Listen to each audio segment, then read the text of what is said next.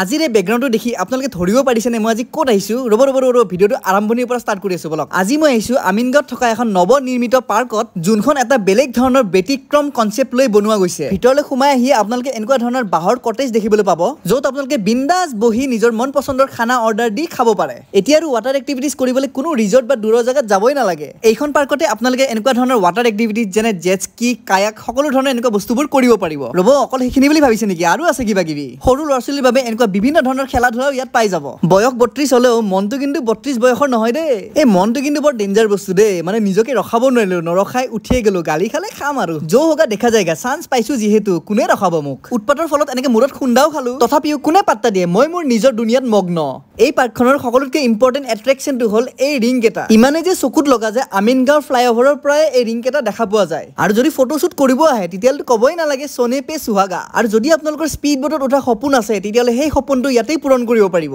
মোৰো উঠিব মন আছিল কিন্তু আজি নুঠু দিয়ক মানে মাল নাই এনভাইৰনমেন্টটো কিন্তু খুবেই ধুনীয়া দে আপোনালোকে কিন্তু ইয়াত আহিলে অলপো নিৰাশ হৈ উভতি যাব লগা নহয় কাৰণ ইয়াত এটা সম্পূৰ্ণ শান্তিৰ পৰিৱেশ অনুভৱ কৰিব পাৰিব দিনতে গধূলিৰ পৰিৱেশটো বহুত ধুনীয়া অকল এখিনিয়ে নহয় নিৰ্মাণ কাৰ্য আৰু বহুত বাকি আছে মই জনামতে ইয়াত ফুড কোৰ্টৰ পৰা ষ্টাৰবাক্সলৈকে সকলোখিনি এভেইলেবল পাই যাব কিন্তু কিছু সপ্তাহৰ পিছতে অৱশেষত যদি ইয়াৰ এন্ট্ৰি টিকেট আৰু ৱাটাৰ এক্টিভিটিজৰ প্ৰাইচটো জানিব খোজে তেতিয়ালে ফুল ভিডিঅ'টো মোৰ ইউটিউব চেনেলত গৈ চাই ল'ব তো হেয়াই আৰু